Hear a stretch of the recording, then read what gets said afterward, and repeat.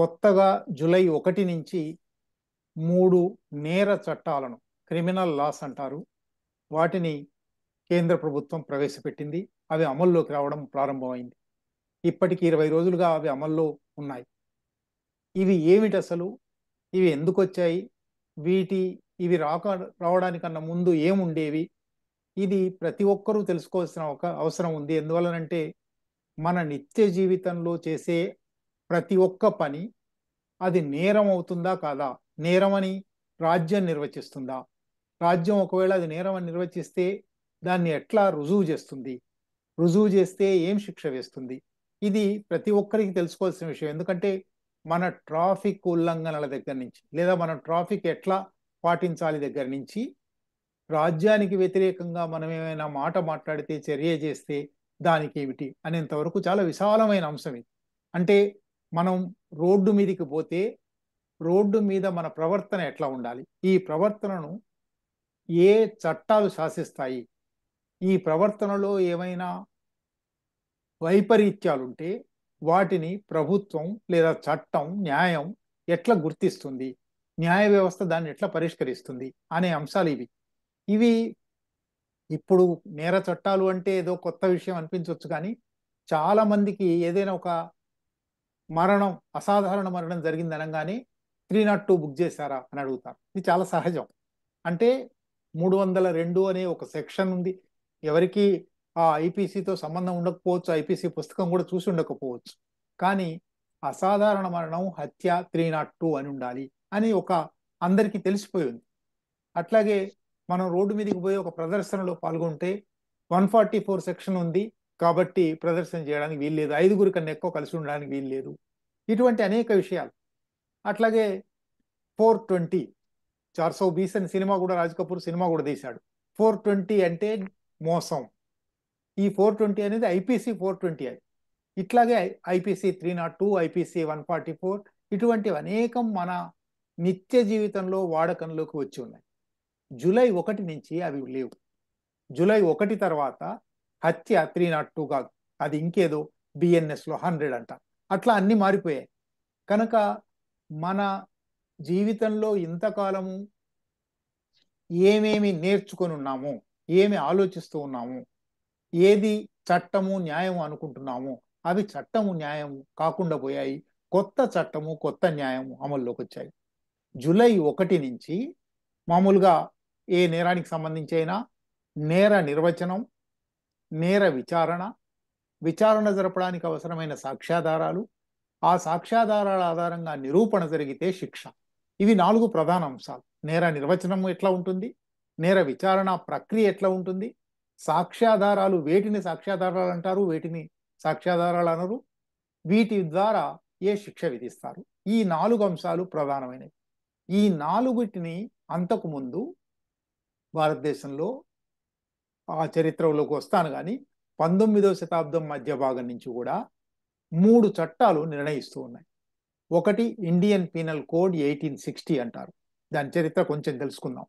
అట్లాగే code of criminal procedure 1861లో రాశారు. దాన్ని 1898 వరకు అనేక సార్లు మార్పులు చేశారు. 1898ను 1973లో మళ్ళీ మార్చారు. అది 1973 కొనసాగుతుంది. అట్లాగే ఇండియన్ ఎవిడెన్స్ యాక్ట్ 1872 అనేది ఉండేది. ఈ 3 స్థానంలో ఇండియన్ పీనల్ కోడ్ 1860 స్థానంలో భారత న్యాయ సంహిత 2023 ఉనికిలోకి వచ్చింది. క్రిమినల్ ప్రొసీజర్ కోడ్ 1973 స్థానంలో భారత నాగరిక సురక్ష సంహిత 2023 ఉనికిలోకి వచ్చింది. ఇండియన్ ఎవిడెన్స్ యాక్ట్ 1872 స్థానంలో భారత సాక్ష్య అధినియం 2023 ఉనికిలోకి వచ్చింది. నిజానికి వీటి గురించి ఎందుకు మనం ఇంతగా పట్టించుకోవాలంటే, ఇవి మామూలుగా దాదాపు రోజుక చట్టం వస్తూ ఉంటుంది. అనేక చట్టాలు ఉన్నాయి. ఈ చట్టాల లాంటివి కావు. ఈ 3 కూడా ఆ మామూలు చట్టాల లాంటివి కావు. ఇవి చట్టాలకు చట్టాలు. ఒక రకంగా ఇవి మౌలికంగా నేరం అంటే ఏమిటి, ఆ చట్టాల్లో కూడా ఉదాహరణకు చాలా మందికి తెలిసింది hospitals and negotiable instruments act అని ఉంటుంది, సెలవులు ఎప్పుడు ఇవ్వాలి అని చెప్పి. అటువంటి అనేక చట్టాలు ఉంటాయి. చైల్డ్ లేబర్ యాక్ట్ ఉంటుంది, డౌరీ ప్రొహిబిషన్ యాక్ట్ ఉంటుంది. ఇటువంటి అనేక చట్టాలు, ఆ చట్టాలు ఆ ప్రత్యేకమైన సందర్భానికి సంబంధించి, ఆ ప్రత్యేకమైన నేరానికి సంబంధించి ఉంటాయి. కానీ ఈ క్రిమినల్ మేజర్ యాక్ట్స్ అంటారు వీటిని. ఈ క్రిమినల్ మేజర్ యాక్ట్స్ 3 అసలు మొత్తంగా నేరం అంటే ఏమిటి అని నిర్వచిస్తుంది. స్థూలమైన నేరాలను, ప్రత్యేకమైన నేరాల కోసం ప్రత్యేకమైన చట్టాలు వస్తాయి. స్థూలమైన నేరాలను నిర్వచించేది ఈ 3 క్రిమినల్ యాక్ట్స్. ఆ నేరాలను ఎలా విచారించాలో కూడా ప్రాసెస్ చెప్తాయి. ప్రాసెస్లో due process established by law అంటారు, ప్రొసీజర్ ఎస్టాబ్లిష్డ్ బై లా అంటారు. దాన్ని సాక్ష్యం లేకుండా, ఆధారం లేకుండా ఏ నేరము ఎవరి మీద ఆరోపించడానికి వీల్లేదు, దాన్ని నిర్ధారించడానికి వీల్లేదు. తప్పనిసరిగా సాక్ష్యం, ఆధారం ఉండాలి. ఈ సాక్ష్యాధారాల్లో ఏవి చెల్లుతాయి, ఏవి చెల్లవు అని కూడా ఇండియన్ ఎవిడెన్స్ యాక్ట్ చెప్తుంది. ఈ ప్రాసెస్ అంతా జరిగిన తర్వాత, ఈ ప్రాసెస్ అంతా కూడా బియాండ్ రీజనబుల్ డౌట్ అని ఇండియన్ జ్యూరిస్ప్రుడెన్స్ లో ఒక మాట ఉంది. సహేతుకమైన సందేహాలన్నిటినీ నివృత్తి చేసిన తర్వాత మాత్రమే నిర్ధారణ జరుగుతుంది. నిర్ధారణ జరిగిన తర్వాత ఎంత శిక్ష వేయాలి అది కూడా చట్టమే నిర్దేశిస్తుంది. 3 నెలలు శిక్ష వేయాలా, 6 నెలలు వేయాలా, యావజ్జీవ శిక్ష వేయాలా, మరణ శిక్ష వేయాలా, వేరు శిక్షలు ఉన్నాయి. ఇది అంటే మొత్తంగా స్థూలంగా సార్వత్రికంగా నిర్దేశించే చట్టాలు ఈ క్రిమినల్ మేజర్ యాక్ట్స్. ఈ క్రిమినల్ మేజర్ యాక్ట్స్, ఇటువంటి చట్టాలు ఉండాలి అనేది మనకు భారతీయ సంప్రదాయంలో ముందర భాస్కర్ గారు కూడా ప్రస్తావించున్నారు.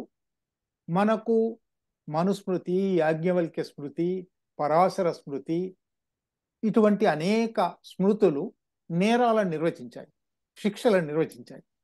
కానీ ఆ రోజుల్లో చట్టం ఎదుట ప్రజలందరూ సమానులే అనే సూత్రం లేదు. పౌరసత్వం అనే భావన కూడా లేదు.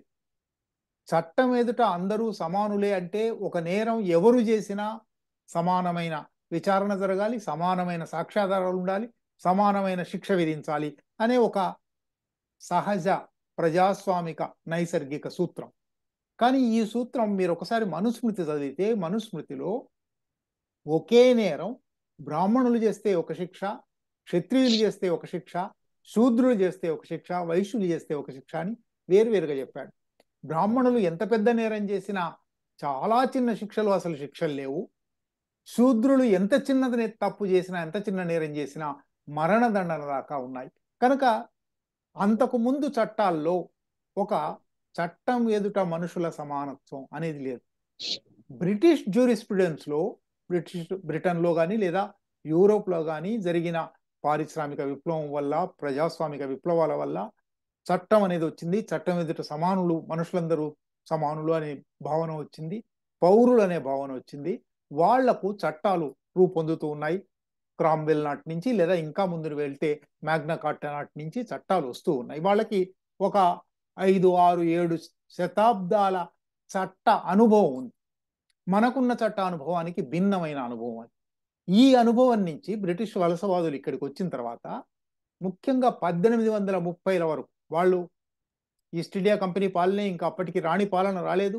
కానీ ఈస్ట్ ఇండియా కంపెనీయే అక్కడక్కడ రాజులను ఓడించి లేదా రాజులను లోబరుచుకొని తాను రాజ్యాలు పాలన నడపడం ప్రారంభించింది. ఆ సందర్భంలో వాళ్ళకి ఇక్కడ జరిగే నేరాలు తమ మీద కానీ లేదా ఇక్కడి ప్రజలలో వాళ్ళ మధ్య వాళ్ళకు కానీ జరిగిన నేరాలను ఎట్లా పరిష్కరించాలి, ఈ నేరాలకు ఎట్లా శిక్ష వేయాలి అనే సమస్య వచ్చింది. అందువల్ల 1830లలో 34 అనుకుంటాను, మెకాలే నాయకత్వంలో ఒక లా కమిషన్ వేశారు. ఆ లా కమిషన్ చాలా విస్తారమైన పరిశోధన జరిపి ఎటువంటి నేరాలు జరుగుతున్నాయి, ఎందుకు నేరాలు జరుగుతున్నాయి, ఈ నేరాలను ఎట్లా విచారించాలి అనేక విషయాలు పరిశీలించి 1837లో మొట్టమొదటి ఇండియన్ పీనల్ కోడ్ రాసింది. ఆ తర్వాత ఇప్పుడు మనం చూస్తున్నది 1860, అది చాలా మార్పులు జరిగింది.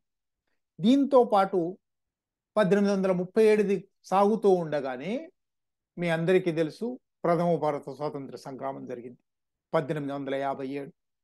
ఈ ప్రథమ భారత స్వాతంత్ర సంగ్రామాన్ని ఓడించిన తర్వాత ఇక ఈస్ట్ ఇండియా పాలన కాదు, ఈస్ట్ ఇండియా కంపెనీ పాలన కాదు, నేరుగా రాణి చక్రవర్తిని తన అధికారాలు చేపట్టాలి, భారతదేశంలో కూడా బ్రిటిష్ ప్రభుత్వ పాలన సాగాలి అనే ఒక నిర్ణయానికి వాళ్ళు వచ్చారు.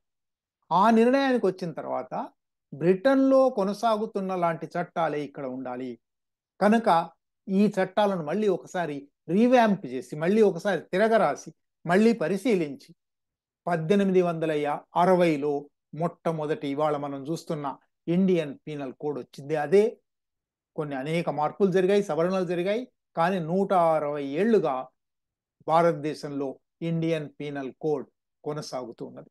అందువల్లనే 420 అనేది మన మామూలు జీవితానుభవంలోకి, మన కామన్ సెన్స్ లోకి వచ్చేసింది. అది 420 దానిలో నేర మోసం అని చెప్పింది కాబట్టి. అట్లాగే 302, అట్లాగే ఇతర. అదే సందర్భంలో 1861లో ఇది ఇండియన్ పీనల్ కోడ్ అనేది నేరం ఏమిటో చెప్తుంది, శిక్ష ఏమిటో చెప్తుంది. కానీ ఈ నేరాన్ని విచారించడం ఎట్లా? ఈ నేరాన్ని విచారించడానికి ఒక ప్రక్రియ ఉండాలి కదా. ఈ ప్రక్రియను, ప్రొసీజర్ను చెప్పేది కోడ్ ఆఫ్ క్రిమినల్ ప్రొసీజర్. నేరాలను విచారించే సివిల్ ప్రొసీజర్ కోడ్ కూడా ఉంది. అది ఇప్పుడు మారలేదు కాబట్టి దాని గురించి మాట్లాడనక్కర్లేదు, అది ఇదివరకే మారిపోయింది. ఈ కోడ్ ఆఫ్ క్రిమినల్ ప్రొసీజర్ 1861లోనే రాశారు. 1860లో ఇండియన్ పీనల్ కోడ్, 61లో క్రిమినల్ ప్రొసీజర్ కోడ్. దాన్ని క్రిమినల్ ప్రొసీజర్ కోడ్ అనరు, వాళ్ళ భాషలో కోడ్ ఆఫ్ క్రిమినల్ ప్రొసీజర్ అంటారు. అది కూడా అనేక మార్పులు జరుగుతూ వచ్చి 1898లో ఒక ఫిక్స్ అయింది. 1898 1973 దాకా కొనసాగింది. దాని చరిత్రలోకి కూడా మళ్ళీ వద్దాం. అట్లాగే ఇవి రెండు ఉన్నప్పుడు, ఇవి రెండు మాత్రమే కాదు, ఒక నేరం అంటే ఏమిటి, శిక్ష ఏమిటి నిర్ణయమైంది, ఈ నేరాన్ని ఎట్లా విచారించాలో నిర్ణయమైంది ప్రక్రియ. కానీ ఈ విచారణలో కీలకమైన అంశం సాక్ష్యం, ఆధారం. మీ అందరూ చూసే ఉంటారు, న్యాయ దేవత మన దగ్గర మాత్రమే కాదు, న్యాయ దేవత అనేది అంతటా ఉంది, యూరోప్లో కూడా ఉంది. న్యాయ దేవత అనే భావనకు కళ్ళకు గంతలు కట్టుకొని, కళ్ళకు గంతలు కట్టుకొని ఉండడం అంటే నేను చూసిన అనుభవం కాదు, నా వ్యక్తిగత అనుభవం కాదు, సాక్ష్యము, ఆధారము. అంటే వచ్చిన వాళ్ళు ఎవరు అని చూడలేదు, ఎవరికి లాభం జరుగుతుంది అని చూడను, నా సొంత అనుభవం చూడను, సాక్ష్యం ఉందా లేదా, ఆధారం ఉందా లేదా, ఇది రుజువు అవుతుందా లేదా అని చూస్తాను అనేది ఆ ప్రిన్సిపల్. అట్లా ఇండియన్ ఎవిడెన్స్ యాక్ట్. ఎవిడెన్స్ ఏమిటి? నేరం జరిగిందని ఎవరైనా అనొచ్చు, నేరం జరగలేదని ఇంకోళ్ళు అనొచ్చు. నేరం జరిగిందని ఎట్లా ప్రూవ్ అవుతుంది? తప్పనిసరిగా ఒక సాక్ష్యము, ఆధారము, ఎవిడెన్స్ ఉండాలి. దీని మీద కూడా చాలా చర్చ జరిగి 1860లో 61లో అవి వస్తే ఇండియన్ ఎవిడెన్స్ యాక్ట్ 1872లో వచ్చింది. ఇవి కొనసాగుతూ వచ్చాయి. చాలా మార్పులు జరిగాయి. వలస పాలనా కాలంలో భారత స్వాతంత్ర్యోద్యమం నడుస్తూ ఉంది కాబట్టి, జాతీయోద్యమం నడుస్తూ ఉంది కాబట్టి, ఈ జాతీయోద్యమం చేసే ప్రతి పనిని నేరంగా గుర్తించడానికి బ్రిటిష్ పాలకులు అనేక చట్ట సవరణలు తెచ్చారు. ఇవాళ చాలా మందికి తెలిసిన రాజద్రోహ నేరం అనబడేది సెక్షన్ 124A అసలు మొట్టమొదలు రాసినప్పుడు 1860లో లేదు. దాన్ని 1921లో ఎప్పుడైతే భారతదేశంలో ప్రజా రాజకీయాల యుగం మొదలైందో, సహాయ నిరాకరణ ఉద్యమం మొదలైందో, ఖిలాఫత్ ఉద్యమం మొదలైందో, అప్పుడు రాజద్రోహం, రాజుకు వ్యతిరేకంగా, రాజరికానికి, మొనార్కీకి వ్యతిరేకంగా వీళ్ళు పోరాటం చేస్తూ ఉన్నారు, అది ఒక నేరంగా గుర్తించాలి అని రాజద్రోహ నేరం 124, అంతకు ముందున్న 124ను 124A కూడా చేర్చారు. అట్లా అనేక మార్పులు ఉన్నాయి. ఆ మార్పులన్నిటి మీద భారత స్వాతంత్రోద్యమం అసలు ఈ చట్టాల మీదనే, ఈ చట్టాలు బ్రిటిష్ చట్టాలు, ఈ చట్టాలు వలసవాదుల ప్రయోజనాల కోసం తయారైన చట్టాలు, వీటిని తొలగిస్తాము, వీటిని రద్దు చేయాలి, వాటి మీద గాంధీ కానీ, నెహ్రూ కానీ, జాతీయోద్యమ నాయకులు చాలా మంది చాలా వ్యతిరేకంగా మాట్లాడిన అంశాలు ఉన్నాయి. 1947 తర్వాత అధికార మార్పిడి జరిగిన తర్వాత ఈ చట్టాలకు చట్టాలను, అది చట్టాలు, ఈ చట్టాలను మార్చాలనే ఆలోచన 1955లో లా కమిషన్లు వేయడం ప్రారంభమైంది. భారతదేశంలో కూడా లా కమిషన్ ఎట్లాగైతే బ్రిటిష్ లా కమిషన్ వేసి పనిచేసిందో ఇక్కడ కూడా లా కమిషన్ న్యాయ నిపుణులతో, న్యాయ నిర్ణేతలతో, న్యాయమూర్తులతో కలిసిన కమిషన్. అవి చాలా విచారించి 1955 నుంచి ఇప్పుడు నడిచేది 21వ లా కమిషన్. అంటే 20 వేరు లా కమిషన్లు 2 ఏళ్లకోసారి 3 ఏళ్లకోసారి మారుస్తూ వచ్చారు. ఆ లా కమిషన్లు అనేక చట్టాల్లో మార్పులు సూచిస్తూ వచ్చాయి. చిన్న చిన్న మార్పులు. ఎందుకంటే అంతకుముందు రాణిగారి పాలన అని ఉండేది. అంతకుముందు బ్రిటిష్ ప్రభుత్వానికి లోబడిన భారత ప్రభుత్వం అని ఉండేది. అటువంటి అనేక మార్పులు. ఆ మార్పులు చేస్తూ వచ్చారు. బహుశా 1964లోనో 65లోనో లా కమిషన్ ఈ 3 చట్టాలను కూడా, క్రిమినల్ మేజర్ యాక్ట్స్ ను కూడా పూర్తిగా మార్చవలసి ఉన్నది, మనమే రాసుకోవాల్సి ఉన్నది అని ఒక చర్చ ముందుకు తెచ్చాయి. మొట్టమొదలైతే కోడ్ ఆఫ్ క్రిమినల్ ప్రొసీజర్ తిరగరాయాలి అనుకున్నారు. అది 1973 నాటికి తిరగరాయడం అయిపోయి దాదాపు 13 సంవత్సరాలు దాని మీద పనిచేశారు. కొన్ని లా కమిషన్లు 5వ 6వ లా కమిషన్లు దాని మీద పనిచేశాయి. 1973లో క్రిమినల్ ప్రొసీజర్ కోడ్ 1973 ఉనికిలోకి వచ్చింది. ఇప్పుడు అమిత్ షా గారు 2023 ఆగస్టు 11న హఠాత్తుగా, 2019లో ఒక ప్రకటన వచ్చింది, ఆ చరిత్ర గురించి కూడా కాస్త చెప్తాను సమయం ఉంటే గాని, 2019లో భారతీయీకరించాలి ఈ చట్టాలన్నింటినీ. ఈ చట్టాలన్నీ బ్రిటిష్ చట్టాలు, వలసవాద చిహ్నాలుగా ఉన్నాయి కనుక వీటిని మారుస్తాము. వీటిని మార్చడానికి ఒక కమిటీ వేస్తున్నాము, committee on reforms in criminal లా అని ఒక కమిటీ వేశారు. ఈ కమిటీ నిజానికి ఢిల్లీలో నేషనల్ లా యూనివర్సిటీ అని ఉంది. National law university vice chancellor దానికి చైర్మన్ గా ఉంటారు. నేషనల్ లా యూనివర్సిటీ రిజిస్ట్రార్ దానికి కన్వీనర్ గా ఉంటారు. ఇంకొక 4-5 సభ్యులను వేర్వేరు చోట్ల నుంచి వేశారు. అందరికందరూ న్యాయ నిపుణులే, వాళ్ళనేమి శంకించనక్కర్లేదు. కానీ ఇతర ఉద్యోగాల్లో ఉన్నవాళ్ళు, ఉదాహరణకు ఆ 5 సభ్యులలో 2 వేర్వేరు చోట్ల లా యూనివర్సిటీల వైస్ ఛాన్సలర్, ఒకరు ఒక చోట సెషన్స్ జడ్జి, ఇట్లా వేరువేరు వృత్తులలో ఉన్నవాళ్ళు. ఎవరు ఫుల్ టైమ్గా ఈ మార్పుల మీదనే కేంద్రీకరించి పనిచేసే అవకాశం ఉన్నవాళ్ళు కాదు.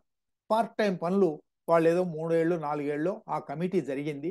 ఆ కమిటీ ఏం జరిగిందో ఆ వివరాల్లోకి వద్దాం. కానీ ఈ కమిటీ సూచనల మేరకు మేము ఈ మార్పులు చేశాము అని 2023 ఆగస్టు 11న కేంద్ర హోంమంత్రి అమిత్ షా గారు ఈ 3 చట్టాలను, బిల్లులను, చట్టం అనకూడదు, బిల్లు అనాలి దాన్ని, బిల్లులను ప్రవేశపెట్టారు. బిల్లులను ప్రవేశపెట్టి సరిగ్గా పెట్టడం ఏ రోజున చేశారో చూస్తే ఆశ్చర్యపోతారు మీరు. ఆ వివరాల్లో కూడా వస్తాను. కానీ పెట్టడానికి ముందు ఏ చట్టం పెట్టడానికైనా ఆబ్జెక్టివ్స్, స్టేట్మెంట్ ఆఫ్ ఆబ్జెక్టివ్స్ అని ఒకటి ఇవ్వాలి. ఎందుకు ఈ చట్టం మార్పు చేస్తున్నాము, ఎందుకు ఈ చట్టం చేస్తున్నాము, ఆయన 3 కారణాలు చెప్పాడు. మొట్టమొదటిది, వలసవాద చిహ్నాలను తొలగించే ఉద్దేశంతో ఈ ప్రభుత్వం ఈ చట్టాలు మారుస్తోంది. రెండోది, పాత చట్టాలు శిక్ష మీద దృష్టి పెట్టాయి, మేము న్యాయం మీద దృష్టి పెట్టదలుచుకున్నాము. పాత బ్రిటిష్ చట్టాల కేంద్రీకరణ శిక్ష మీద ఉంది, మా కేంద్రీకరణ న్యాయం మీద ఉంటుంది. మూడోది, రాజ్యాంగబద్ధంగా ఉండాలి. రాజ్యాంగం వచ్చి 75 ఏళ్ళు గడిచిపోయింది, ఇవి ఇంకా పాత చట్టాలు ఉన్నాయి, రాజ్యాంగబద్ధంగా చట్టాలు చేయాలి. ఇవి వినడానికి ఈ మాటలు చాలా బాగున్నాయి. మామూలుగానే ప్రభుత్వాలు ఏవైనా చట్టాలు చేసేటప్పుడు చాలా ఉదాత్తమైన, ఆదర్శమైన మాటలు మాట్లాడుతుంటాయి. ఆ మాటలకు చేసే పనులకు ఏమి సంబంధం ఉండదు, చుక్కెదురైన పనులు చేస్తారు. కానీ చెప్పడం మాత్రం చాలా ఆదర్శాలు చెప్తారు. వలసవాద చిహ్నాలను తొలగించడం తప్పనిసరిగా అవసరం. అందులో మరొక మాట లేదు. భారత జాతీయోద్యమం, భారతదేశపు ప్రజలు వలసవాదాన్ని వ్యతిరేకించారు, వలసవాదం మీద పోరాడారు. ఒక 100-150 ఏళ్ల పోరాటం తర్వాత కేవలం భారత జాతీయ కాంగ్రెస్ వల్ల మాత్రమే కాదు, భారత జాతీయ కాంగ్రెస్ ఏర్పడడానికి 100 సంవత్సరాల ముందు నుంచి కూడా ఈ దేశంలో ఆదివాసులు, సంతాలీ తిరుగుబాట్లు ఎప్పుడో జరిగాయి. అప్పటి నుంచి ప్రారంభించి 18వ శతాబ్దపు తొలి రోజుల్లో జరిగాయి. అప్పటి నుంచి ప్రారంభించి భారతీయ ప్రజలు తమ మీద పరాయి పాలన కొనసాగకూడదు అని పోరాడారు. ఆ పరాయి పాలన చేసిన చట్టాలను ఇంకా కొనసాగించడం అనేది నిజంగా ఎట్టి పరిస్థితుల్లోనూ అంగీకరించడానికి వీల్లేని విషయం. తప్పకుండా ఆ చట్టాలను తొలగించాలి. ఆయన చెప్పిన కారణం చాలా బాగుంది. కానీ ఆ పని జరిగిందా లేదా చూద్దాం. రెండోది, పాత ప్రభుత్వానికి శిక్ష మీద దృష్టి ఉంది, మా ప్రభుత్వానికి న్యాయం మీద దృష్టి ఉంది అని అన్నారు. పాత ప్రభుత్వపు ఆ 3 చట్టాలలో ఇండియన్ పీనల్ కోడ్, పీనల్ అంటే శిక్ష, మొదటి చట్టంలో మాత్రమే పీనల్ అనే మాట ఉంది, శిక్ష అనే మాట ఉంది. ఎప్పుడైనా క్రిమినల్ మేజర్ యాక్ట్స్ తప్పనిసరిగా శిక్ష గురించి మాట్లాడతాయి, న్యాయం గురించి మాట్లాడవు. పైగా ఇప్పుడు వచ్చిన కొత్త 3 చట్టాలు, మనం వివరాల్లోకి పోదాం, పాత ఇండియన్ పీనల్ కోడ్ కన్నా ఎక్కువ శిక్షలను ప్రతిపాదించాయి. న్యాయం ఏమీ లేదు ఇక్కడ. కనుక రెండో మాట కూడా పచ్చి అబద్ధం. మొదటి మాట అబద్ధం, రెండో మాట అబద్ధం. మొదటి మాట ఎందుకు అబద్ధమో ఇంకా వివరాల్లోకి వస్తాను. మూడోది, ఆయన చెప్పింది రాజ్యాంగబద్ధమైన విలువల కోసం. నిజానికి రాజ్యాంగంలోని ప్రాథమిక హక్కుల అధికరణాన్ని, ప్రాథమిక హక్కుల అధ్యయనం ఒక 7-8 అధికరణాలు ఉన్నాయి, వాక్సభ స్వాతంత్రాలు ఉన్నాయి, జీవించే హక్కు ఉంది. ఇటువంటి అనేక హక్కులను ఉల్లంఘించే అనేక సెక్షన్లు కొత్త చట్టాల్లో ఉన్నాయి. కనుక స్టేట్మెంట్ ఆఫ్ ఆబ్జెక్టివ్స్ లో ఆయన చెప్పిన 3 కూడా తప్పనిసరిగా వాళ్ళు పాటించడం జరగలేదు. దానికి పూర్తిగా వ్యతిరేకమైన విషయమే తీసుకొచ్చారు. ఎట్లా తీసుకొచ్చారు దానిలోకి పోదాం. అయితే అసలు వలసవాద చిహ్నాలను తొలగించడానికి ఈ పని చేస్తున్నాం అన్నాడు కదా.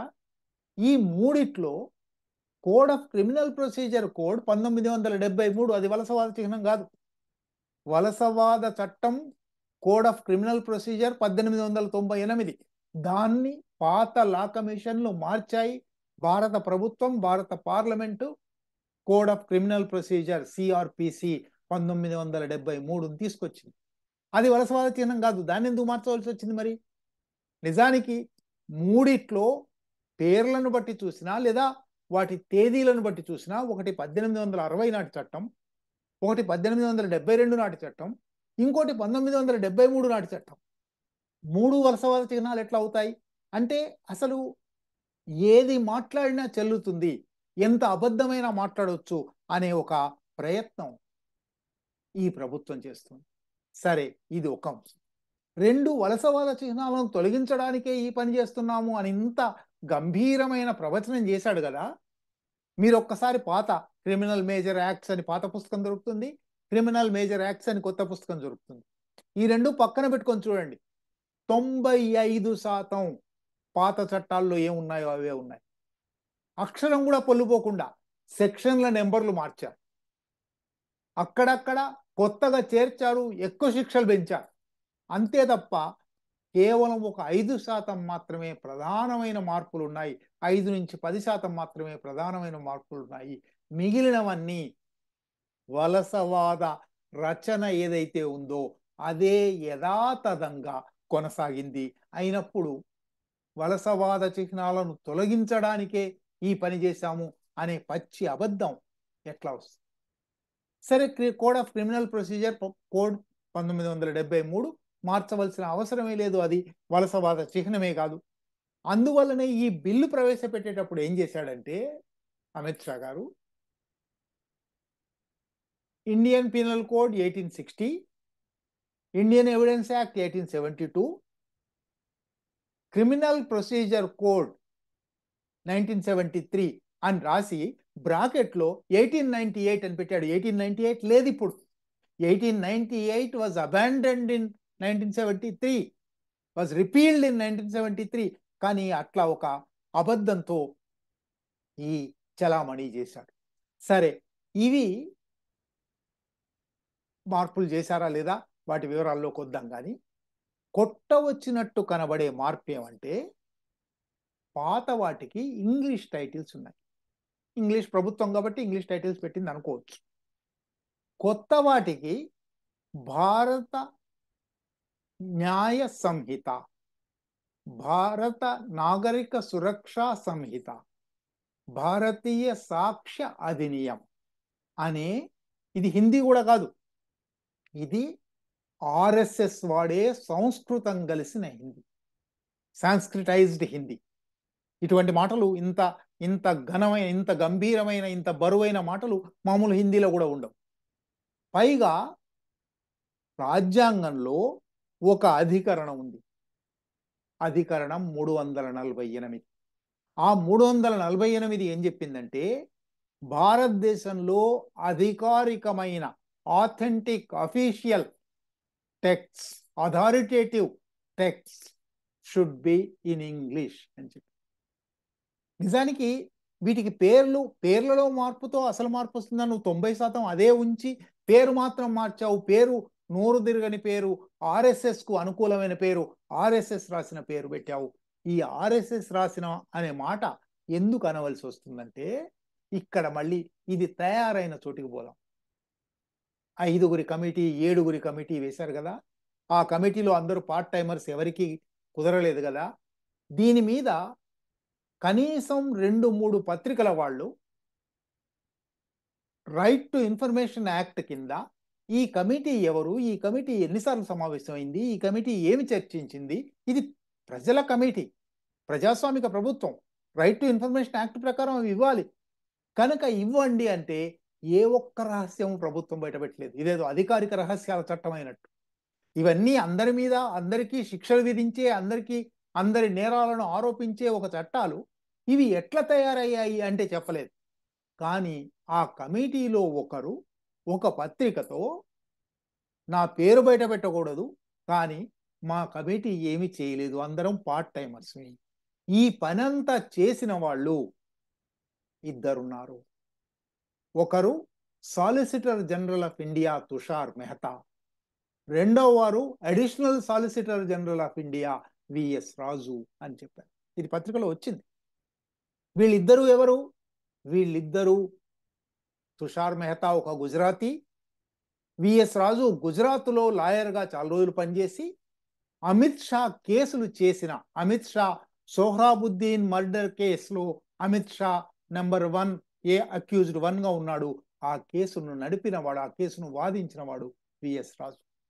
తుషార్ మెహతా కంప్లీట్గా ఆర్ఎస్ఎస్ మనిషి, గుజరాత్లో చాలా కాలం న్యాయవాదిగా ఉండి, అమిత్ షాకు సన్నిహితుడుగా ఉండి, ఇప్పుడు గత 10 సంవత్సరాలుగా ఈ ప్రభుత్వం వచ్చిన తర్వాత సాలిసిటర్ జనరల్గా ఉన్నాడు.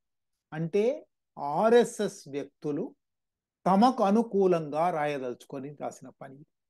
అయితే అది కూడా ఎటువంటి అబందరగా, గందరగోళంగా చేశారంటే, ఈ 3 చట్టాలను పరిశోధించిన, విశ్లేషించిన అనేక మంది చెప్పింది ఇది కట్ పేస్ట్ పద్ధతి తప్ప మరొక పద్ధతి కాదు. పాత 3 చట్టాల్లో నుంచి 90% కట్ పేస్ట్ చేశారు. కట్ పేస్ట్ చేసి తమకు కావలసిన, ఉదాహరణకు ప్రభుత్వానికి వ్యతిరేకంగా నేరాలు, రాజ్యానికి వ్యతిరేకంగా నేరాలు అనే ఉంటాయి. ఉదాహరణకు ముస్లింలను ఎట్లా ఇరికించవచ్చు అనేది ఉంటుంది, వాటి దగ్గరికి వస్తాం. మైనారిటీల మీద ఎట్లా దాడులు చేయొచ్చు, ఆదివాసుల మీద ఎట్లా దాడులు చేయొచ్చు, వాళ్ళకి ఎట్లా శిక్షలు విధించవచ్చు, ఇటువంటి ఆర్ఎస్ఎస్ భావజాలంతో ఉండేవాళ్ళు ఎవరినైతే శిక్షార్హులు చేయాలనుకుంటారో, ఎవరి మీద శిక్ష విధించదలుచుకుంటారో వాళ్లకు సంబంధించిన సెక్షన్లలో మార్పులు చేశారు. అంటే ఇది పూర్తిగా ఆర్ఎస్ఎస్ పద్ధతిలో తయారైంది కాబట్టి ఈ 3 పేర్లు కూడా ఆర్ఎస్ఎస్ పేర్లు వచ్చాయి. మెడ్రాస్ హైకోర్టులో ఒక ఆయన పేరు ఎక్కడ ఉంది, నేను రామ్ కుమార్ ఆదిత్యానో ఏదో ఉంది, ఆయన మద్రాస్ హైకోర్టులో ఓ పిటిషన్ వేశారు. రాజ్యాంగంలో అధికరణం 348 చట్టాలన్నీ, అధికారిక పత్రాలన్నీ ఇంగ్లీష్లో ఉండాలి అని చెప్తున్నది. ఇది 3 పేర్లు కూడా సంస్కృతంలో, హిందీలో ఉన్నాయి. ఇది ఈ దేశంలో రాజ్యాంగమే గుర్తించిన భాషలు 24 ఉన్నాయి.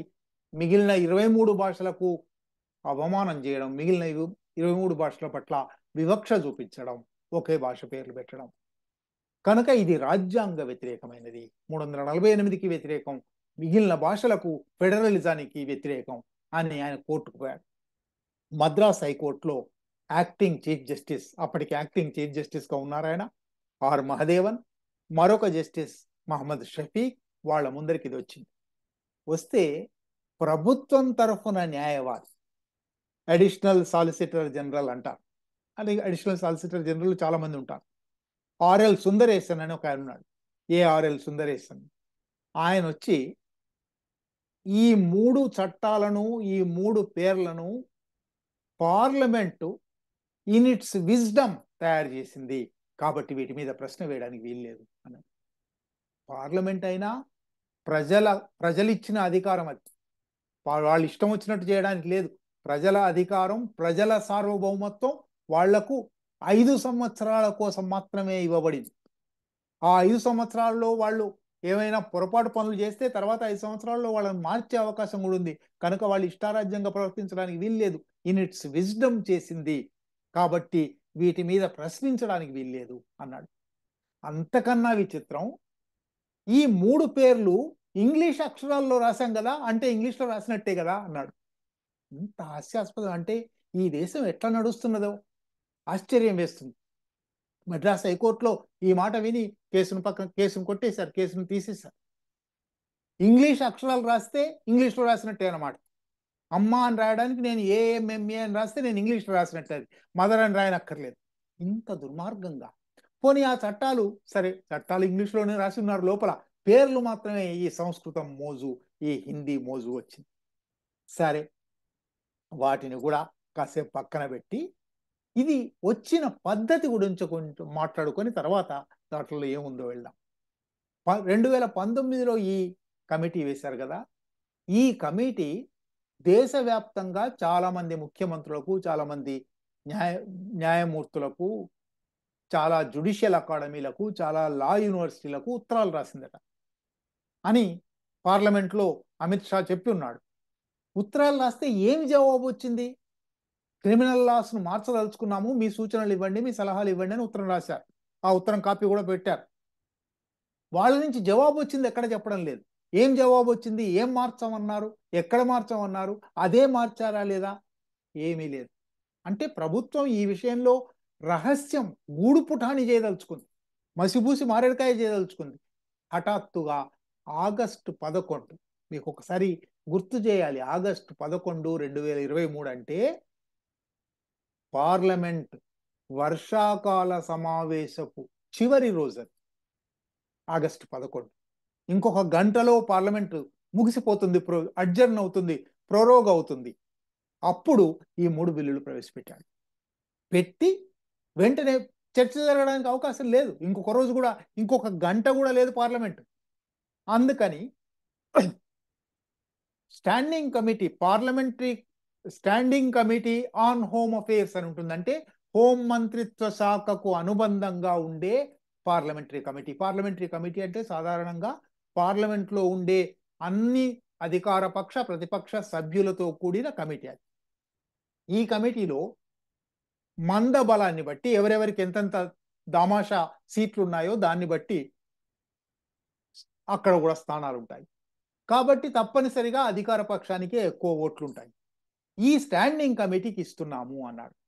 ఈ స్టాండింగ్ కమిటీలో ఉన్న ప్రతిపక్ష సభ్యులందరూ ఈ స్టాండింగ్ కమిటీ మీటింగులలో తమ సూచనలు, సలహాలు చెప్పి అవన్నీ తిరస్కరించబడగా ఏ ఒక్కటి కూడా అంగీకరించలేదు అధికార పక్షంలో ఉన్నవాళ్ళు, చైర్మన్గా ఉన్నవాళ్ళు. అందుకని వాళ్ళు వాకౌట్ కూడా చేశారు. చేసిన తర్వాత ఆ కమిటీ మా సూచనలు అని ఒక నివేదిక ఇచ్చింది. నివేదిక నెంబర్ 246, 247, 248 అని పత్రాల్లో చెప్పి ఉన్నారు. ఆ నివేదికలు అక్షరం కూడా మార్చలేదు. అంటే ఏ చర్చ, ఇది పత్రికల్లో చర్చ జరగలేదు, పార్లమెంట్లో చర్చ జరగలేదు, స్టాండింగ్ కమిటీలో చర్చ జరగలేదు, కమిటీలో చర్చ జరగలేదు. ఎక్కడ జరిగింది? ఎవరో ఒకరిద్దరు బుర్రల్లో తయారైన పత్రాలు. వీటిని ఆగస్టు 11న చివరి రోజున ప్రవేశపెట్టారు, కమిటీ వేశారు. ఆ కమిటీ నవంబర్లో ఒక నివేదిక ఇచ్చింది. డిసెంబర్లో, ఇది తప్పనిసరిగా మీరు గుర్తించవలసిన అంశం, మీ అందరికీ తెలుసు, డిసెంబర్లో శీతాకాల సమావేశాలు మొదలయ్యాయి. ఆగస్టు 11 నుంచి 3 నెలలు గడిచింది. ఈ 3 నెలల్లో స్టాండింగ్ కమిటీ ఒకసారి చూసింది, అది ఏం మార్పులు చేయకుండానే ఇచ్చింది. డిసెంబర్ 2వ వారంలో ఈ సమావేశాలు ప్రారంభం కాగానే సభలో కొందరు నిరుద్యోగ యువకులు ప్రవేశించి ఒక గ్యాస్ స్ప్రే వదిలారు. ఈ గ్యాస్ స్ప్రే వదిలిన వాళ్ళ మీద సరే యూఏపీఏ కేసు పెట్టారు, వాళ్ళని అరెస్ట్ చేశారు, అది వేరే కథ. పార్లమెంట్లో ఇంత భద్రతా రాహిత్యం ఉందా? పార్లమెంట్లోకి ఇట్లా బయటి వాళ్ళు చొరబడి వాళ్ళు కూడా స్ప్రేలు తీసుకొస్తే కూడా ఎవరు పట్టించుకోకుండా ఉండేలాంటి స్థితి ఉంది కనుక దీని మీద చర్చ జరపండి అని ప్రతిపక్షాలు పట్టుబట్టాయి. ఒక రోజు, 2 రోజులు, 3 రోజులు వాళ్ళు నిరసన తెలుపుతూ ఉన్నారు. 3వ రోజు వాళ్ళలో అందరినీ 146 మందిని ఎక్స్పెల్ చేశారు, సభ నుంచి సస్పెండ్ చేశారు. సస్పెండ్ అయిపోయిన తర్వాత సభలో మిగిలిన వాళ్ళు ఒకళ్ళో ఇద్దరో చిన్న ప్రతిపక్షాలు లేదా ప్రాంతీయ పక్షాల సభ్యులు మిగిలారు, లేదా అధికార పక్షపు 200, 250, 300 మంది ఉన్నారు. వీళ్ళు ఉండగా డిసెంబర్ 12న అమిత్ షా గారు లేచి మేము ఆగస్టు 11న సమర్పించిన 3 బిల్లులను ఉపసంహరించుకుంటున్నాము. ఇది ఒక డ్రామా, ఏం జరిగిందో తెలియదు. అన్న మరుక్షణమే కొత్తగా భారత న్యాయ సంహిత సెకండ్ బిల్, భారత నాగరిక సురక్షా సంహిత సెకండ్ బిల్, భారత సాక్ష్య అధినియం సెకండ్ బిల్ అని మరొక 3 ప్రవేశపెట్టారు. పెద్ద మార్పులు లేవు, ఉంటే ఇంకా కఠినమైన, ఇంకా ప్రజా వ్యతిరేకమైన, ఇంకా దమన నీతికి దారితీసే మార్పులు మాత్రమే ఉన్నాయి. ఈ బిల్లు పెడితే లోక్సభలో మూజువాణి ఓటుతో, అంటే సభ్యుల వైపు చూస్తారు స్పీకరు, అందరూ అనుకూలంగా ఉన్నారు కదా, అందరి ముఖాలు అనుకూలంగా ఉన్నాయి కదా, సరే అంట. ప్రతిపక్ష సభ్యులు ఒకళ్ళిద్దరు ఉన్నప్పటికీ మంద బలం అవి పాస్ అయిపోయాయి. ఆ మర్నాడు రాజ్యసభలో ఏకగ్రీవంగా పాస్ అయిపోయాయి.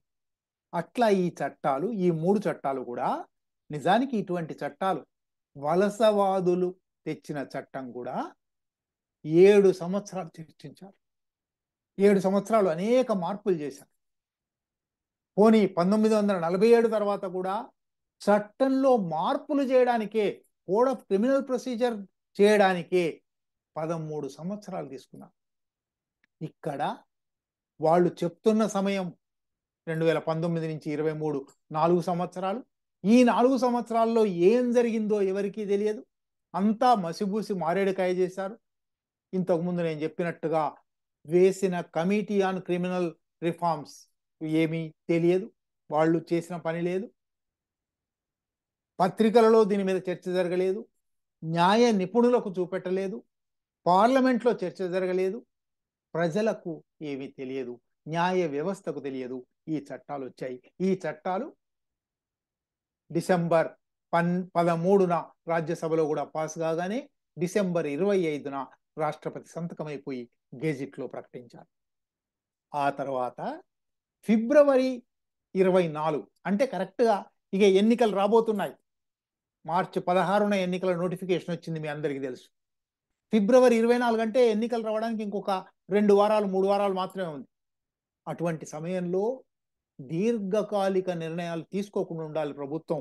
ఎక్కడ శాసనం లేదు, కానీ మర్యాద గల ప్రభుత్వం అయితే రేపు ఎన్నికలు రాబోతున్నాయి కదా, ఎన్నికలు అయిపోయిన తర్వాత చేసుకుందాం ఈ పని అని అనుకుంటారు. కానీ ఫిబ్రవరి 24న మామూలుగా ఇటువంటి చట్టాలు అమల్లోకి రావడానికి అపాయింటెడ్ డే అంటారు. జూలై 1 అపాయింటెడ్ డే అని ప్రకటించారు. జూలై 1 నాటికి ప్రభుత్వం మారే అవకాశం ఉంది, మధ్యలో ఎన్నికలు ఉన్నాయి, తర్వాత ఏం జరుగుతుందో నువ్వు చెప్పడానికి నీకు అధికారం లేదు. కానీ హఠాత్తుగా జూలై 1 నుంచి ఇది అపాయింటెడ్ డే అవుతుంది అని ఫిబ్రవరి 24 ప్రకటించారు. ఈ రకంగా ఈ కొత్త చట్టాలు అమల్లోకి వచ్చాయి. సరే, ఈ కథంతా చట్టం ఏమిటి, చట్టం ఎట్లా తయారైంది, చట్టం ఎట్లా ప్రవేశపెట్టబడింది, ఇదంతా కేవలం ఉపోద్ఘాతమే. చట్టాల్లోకి పోదాం. పోలికలు ఏమిటి, తేడాలు ఏమిటి? ఈ 3 కొత్త చట్టాలను, పాత చట్టాలను పోల్చి చూసి ఒక్కొక్కసారికి పోలిక ఏమిటి, తేడా ఏమిటి అని వివరించడం నిజానికి చాలా పెద్ద పని. ఎందుకంటే 3 కలిపి బహుశా ఒక 800 పేజీలు ఉంటాయి. ఈ 800 పేజీల్లో అనేక సెక్షన్, ఒక దాంట్లో 500, ఒక దాంట్లో 400, ఇంకో దాంట్లో 170, కలిపితే ఒక 800, 900 సెక్షన్. కనుక ఈ ఈ ప్రతి సెక్షన్లో ఏం జరిగింది అని చెప్పడం చాలా పెద్ద పని. అంత వివరమైన పనిలోకి నేను పోదలుచుకోలేదు, కానీ ఇంత సమయం కూడా లేదు. కానీ స్థూలంగా ఏం మార్పులు, ప్రధానమైన మార్పులు ఏమిటి, ప్రజా జీవితం మీద ప్రభావం వేసే మార్పులు ఏమిటి, ఇవి మాత్రం తప్పనిసరిగా మనం చర్చించుకోవాలి. మొట్టమొదట ఇండియన్ పీనల్ కోడ్ 1860లో 511 సెక్షన్లు ఉండేవి. భారత న్యాయ సంహిత, దీన్ని బిఎన్ఎస్ అన్నాం, దాన్ని ఐపీసీ అనేవాళ్ళు. ఐపీసీలో 511 సెక్షన్లు ఉండగా బిఎన్ఎస్లో 358 సెక్షన్లు వేశారు. 511ను 358 చేశారంటే తగ్గించారా అని అనుమానం వస్తుంది. కానీ పాత ఐపీసీలోని 4-5 సెక్షన్లను, ఒక్కో చోట 6 సెక్షన్లను కలిపి ఒకే సెక్షన్గా రాశారు. ఒకే సెక్షన్లోని సబ్ సెక్షన్లుగా వాటిని మార్చారు. కనుక 511 358 అయిందంటే ఏదో తగ్గిపోయింది, సరళమైంది అని అనుకోవడానికి వీల్లేదు.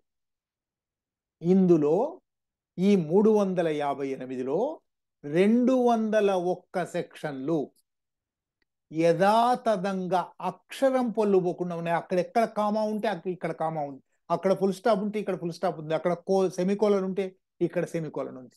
వలసవాద చిహ్నం తొలగిద్దాం అనుకున్నావు కదా, వలసవాద చిహ్నం తొలగించడం అంటే వాళ్ళు రాసింది యథాతథంగా ఉంచడమా, లేక ప్రజానుకూలంగా సరళీకరించి మార్పులు చేసి రాయడమా? 201 సెక్షన్లు యథాతథంగా ఉన్నాయి. 140 సెక్షన్లలో మార్పులు చేశారు. అవి కూడా మార్పుల దగ్గరకు వస్తాను. శిక్షలు పెంచడం, జరిమానాలు పెంచడం, అటువంటి 140 సెక్షన్లలో మాత్రమే అటువంటి మార్పులు చేశారు. 15 సెక్షన్లు కొత్తగా ప్రవేశపెట్టారు. ఒక 19 సెక్షన్లు పాత వాటిలో నుంచి తీసేశారు. కనుక మొత్తం మీద ఇండియన్ పీనల్ కోడ్ ఒక 41 సెక్షన్లలో శిక్షలు పెంచింది, 82 సెక్షన్లలో జరిమానాలు పెంచింది. ఇటువంటివన్నీ మార్పులతో కలిపి భారత న్యాయ సంహిత తయారైంది. వీటిల్లో ఎంత మార్పులను మనం జాగ్రత్తగా చూస్తే డజన్ల కొద్దీ మీకు చెప్పవలసినవి ఉన్నాయి, కానీ అంత వివరంగా మాట్లాడే సమయం లేదు. కాబట్టి 1-2 మాత్రం మీకు మచ్చుకు చూపెడతాను. ఎంత హాస్యాస్పదమైనవి. మార్పు చేయాలి కాబట్టి చేయాలి, మార్పు చేశామనిపించుకోవడానికి చేయాలి, భారతీయీకరించాం అని చెప్పుకోవడానికి చేయాలి. ఐపీసీలో ఒక సెక్షన్ ఉంది, సెక్షన్ 103, దొంగతనం. దొంగతనంలో వాళ్ళు ఏమన్నారంటే house breaking in the night అని రాశారు. రాత్రిపూట ఇంట్లో జొరబడడం. బిఎన్ఎస్లో హౌస్ బ్రేకింగ్ అని అట్లాగే ఉంచి ఇన్ ద నైట్ బదులు between dusk and sunrise, sunset and sunrise అని చేశారు. సూర్యాస్తమయం నుంచి సూర్యోదయం దాకా అనడానికి, రాత్రి అనడానికి ఏమైనా తేడా ఉందా? పిల్లి కాదు మార్జాలం అని అంటారు. సరిగ్గా అట్లా ఈ మార్పు చేశామని చెప్పుకోవడానికి అటువంటి మార్పు చేశాం. అట్లాగే ఇంకో సెక్షన్ ఉంది, ఐపీసీ 121A. దాంట్లో ఎవరైనా నేరాలు భారతదేశం లోపల చేసినా, భారతదేశానికి బయట చేసినా అని ఉంటుంది. Within or without India అని ఐపీసీలో రాసింది, భారతదేశం లోపల కానీ బయట కానీ. దాన్ని బిఎన్ఎస్ 148లో, బిఎన్ఎస్లో 148 సెక్షన్లో అదే అక్షరంలో రాశారు, అదే కామాలు, అదే ఫుల్ స్టాప్లు. కానీ within and without India, within or without India అని ఉన్న దగ్గర within or without and beyond. అసలు దీనికి ఇంగ్లీష్లో విత్ ఇన్ వితౌట్ అంటే మొత్తం కవర్ అయింది, ఇంకా కొత్తగా మాట చేర్చడం అక్కర్లేదు. అండ్ బియాండ్ అని ఎందుకు చేర్చినట్టు? మార్పు చేశాము అని చెప్పుకోవడం. ఇంత హాస్యాస్పదమైన, ఇంత నవ్వులాట వ్యవహారం, ఇంత చిల్లర వ్యవహారం, ఇది బిఎన్ఎస్లో జరిగిన మార్పు. సరే, క్రిమినల్ ప్రొసీజర్ కోడ్కి వద్దాం. క్రిమినల్ ప్రొసీజర్ కోడ్ 1973లో 1973లో 484 సెక్షన్లు ఉండేవి. ఇప్పుడు బిఎన్ఎస్ఎస్, భారతీయ నాగరిక్ సురక్షా సంహిత, దీనిలో నాగరిక్ అంటే పౌరులు లేరు, సురక్ష అంటే జాగ్రత్త, వాళ్ళ భద్రతకు హామీ పడడం, అది లేదు. ఇది కేవలం పౌరుల మీద దాడి చేయడానికి ఉంది. ఈ బిఎన్ఎస్ఎస్లో 531 సెక్షన్లు ఉన్నాయి. దాంట్లోనేమో ఉన్న వాటికన్నా తగ్గించారు, దీంట్లోనేమో 484ను 531 చేశారు. ఈ చేయడంలో కూడా పాత సిఆర్పిసిలోని 14 సెక్షన్లు పూర్తిగా తొలగించారు. మిగిలిన 470లో కూడా 284 సెక్షన్లు యథాతథంగా ఉన్నాయి. అక్షరం పొల్లుపోకుండా, కామా, ఫుల్ స్టాప్, సెమికోలన్లతో సహా ఉంచి 177 సెక్షన్లలో మాత్రం మార్పులు చేశారు. అక్కడ కూడా మళ్ళీ శిక్షలు పెంచడం, ప్రాసెస్లో పోలీసులకు ఎక్కువ అధికారాలు ఇవ్వడం, వాటి దగ్గర కూడా వద్దాం. ఇక్కడ కొత్తగా ఒక 99 సెక్షన్లు చేర్చారు, 39 సబ్ సెక్షన్లు చేర్చారు. ఇండియన్ ఎవిడెన్స్ యాక్ట్లో 1872 ఇండియన్ ఎవిడెన్స్ యాక్ట్ పాత యాక్ట్లో 167 సెక్షన్లు ఉంటే, కొత్త బిఎస్ఏ భారతీయ సాక్ష్య అధినియంలో 170 సెక్షన్లు ఉన్నాయి. 3 సెక్షన్లు పెంచారు. పాత చట్టంలోని 6 సెక్షన్లను తీసేసి కొత్తగా ఒక 2 సెక్షన్లను కలిపారు. 24 సెక్షన్లలో మార్పులు చేశారు. 170లో 145 యథాతథంగా వచ్చాయి. కనుక ఏమి వలసవాద చిహ్నాలను పోగొట్టడానికే, భారతీయీకరించడానికే ఈ పని చేశాము అనేది పచ్చి అబద్ధం. ఈ వివరాలు అయిపోయిన తర్వాత ఒక 7-8 ప్రధానమైన అంశాలు మాత్రం మీ దృష్టికి తెస్తాను. ఇప్పటికే ఎక్కువసేపు తీసుకున్నట్టున్నాను, ఆ మార్పులు కూడా చెప్పాలి. రాజద్రోహ నేరం అని ఐపీసీలో ఒకటి ఉండేది, ఇంతకుముందు కూడా ప్రస్తావించాను. Section 124A. ఇది బ్రిటిష్ ప్రభుత్వం తన మీద జరుగుతున్న ఉద్యమాన్ని, తనకు వ్యతిరేకంగా జరుగుతున్న ప్రజా ఉద్యమాన్ని అణిచివేయడానికి, ప్రజా ఉద్యమం మీద కఠినమైన శిక్షలు విధించడానికి కనిపెట్టిన, దానిలో 7 సంవత్సరాల నుంచి యావజ్జీవ శిక్ష వరకు అనేకం ఉన్నాయి. అది తెచ్చారు. దాన్ని 1947 తర్వాత నుంచి ఈ 124A తీసేయండి, రాజే లేడు, ఇప్పుడు రాజరికం లేదు, రాజరికం ఉన్న రోజుల్లో వాళ్ళు రాసుకున్నారు, ఇప్పుడు దీన్ని ప్రజాస్వామ్యం అంటున్నారు కదా, ప్రజాస్వామ్యంలో ఇది ఎట్లా వస్తుంది, ఈ రాజరికం అనే మాటను తొలగించండి అని చాలా పెద్ద ఎత్తున చర్చ జరిగింది. కానీ ప్రభుత్వాలు ఏవి కూడా అనేక మార్పులు చేశాయి, కానీ 124Aను ముట్టుకోకుండా అట్లాగే ఉంచేశారు. ఇప్పుడు 2014లో భారతీయ జనతా పార్టీ ప్రభుత్వం వచ్చిన తర్వాత 124A కింద కేసులు పెట్టడం మరీ ఎక్కువైపోయింది. 2014 నుంచి 2019 మధ్య 326 124A కేసులు పెట్టారు. ఇంతమంది రాజద్రోహులు. ఒక్కొక్క కేసు అంటే ఒకళ్ళ మీద ఉండదు, ఒక కేసు 5 మీద, 10 మంది మీద, 50 మంది మీద, 100 మంది మీద కూడా ఉండొచ్చు. అంటే 326 కేసుల ద్వారా కొన్ని వేల మంది రాజద్రోహులు అని ముద్ర వేసి కేసులు పెట్టారు. దీని మీద చాలా పెద్ద ఎత్తున ఇన్ని కేసులు రావడం వల్ల చర్చ జరిగి చాలా మంది సంస్థలు కానీ వ్యక్తులు కానీ సుప్రీంకోర్టుకు వెళ్ళారు. ఈ సెక్షన్ 124Aను రద్దు చేయండి, అసలు మన స్టాట్యూట్ బుక్లో అది ఉండడానికి వీల్లేదు, ఇంకా రాజులు ఎక్కడ, ఇంకా రాజద్రోహం ఏమిటి, దీన్ని మార్చండి అని PUCL, people's union for civil liberties వెళ్ళింది. కామన్ కాజ్ అనే ఒక ఎన్జిఓ వెళ్ళింది. అరుణ్ షౌరి సీనియర్ జర్నలిస్టు, ఒకప్పుడు భారతీయ జనతా పార్టీ ప్రభుత్వంలో మంత్రి, ఆయన కూడా 124A చెల్లదు అని సుప్రీంకోర్టుకు వెళ్ళాడు.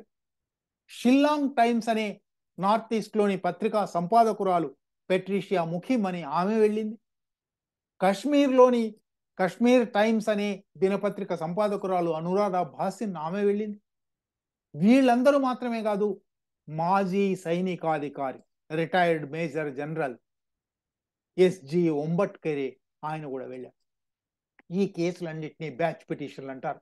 ఈ పిటిషన్లన్నింటినీ స్వీకరించిన సుప్రీంకోర్టు, అప్పుడు ప్రధాన న్యాయమూర్తి ఎన్వి రమణ గారు,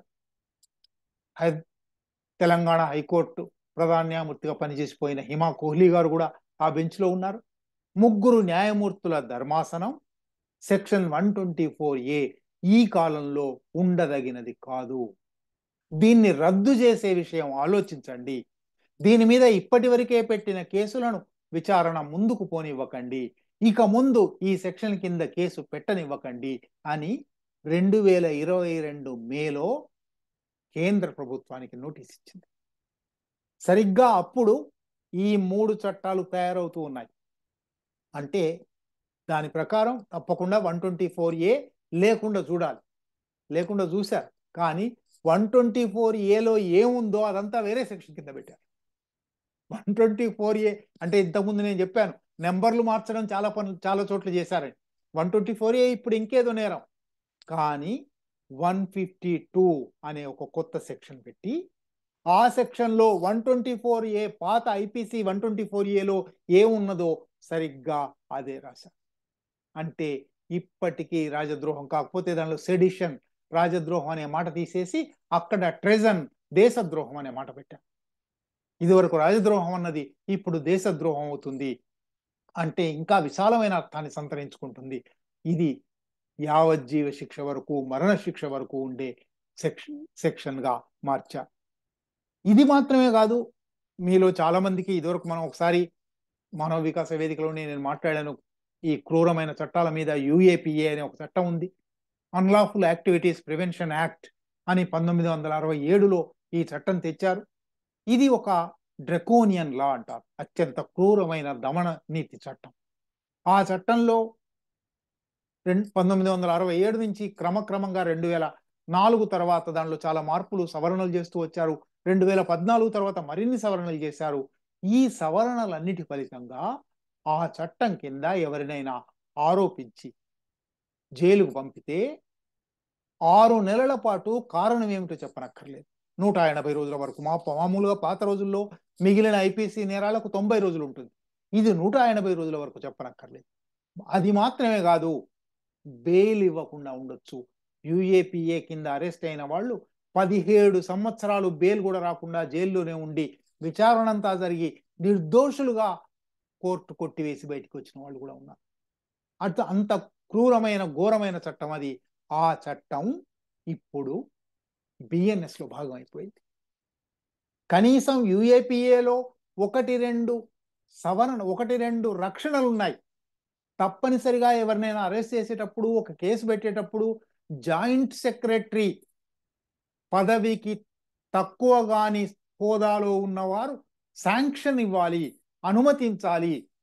వాళ్ళు కూడా ఈ పత్రాలన్నీ చూసి ఇది కేసు సరైనదే అని చూసి అనుమతి ఇవ్వాలి అని యుఏపిఏలో ఉంది.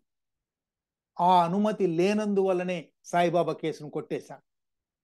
ఇప్పుడు బిఎన్ఎస్ లో ఆ అనుమతి అనే మాట కూడా తీసేశారు. అనుమతి కూడా అవసరం లేదు. ఒక సబ్ ఇన్స్పెక్టర్ తలుచుకుంటే ఆ కేసు పెట్టవచ్చు.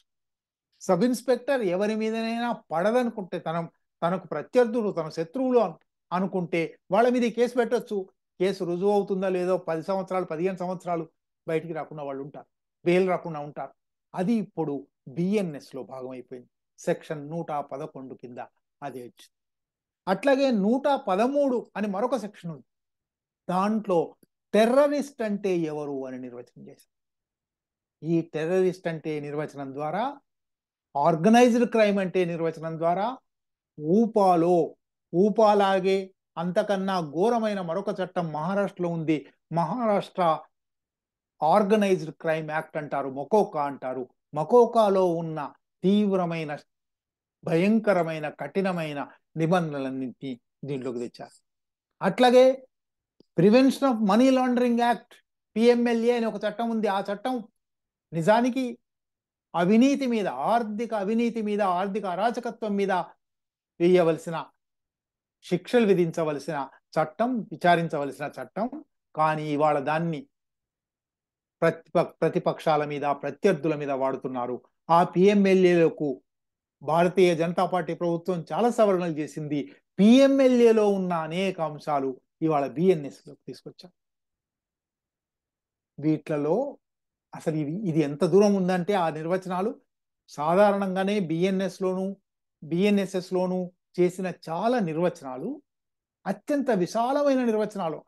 ఆ నిర్వచనం కింద ఎవరినైనా నేరస్తుడిగా చూపెట్టవచ్చు.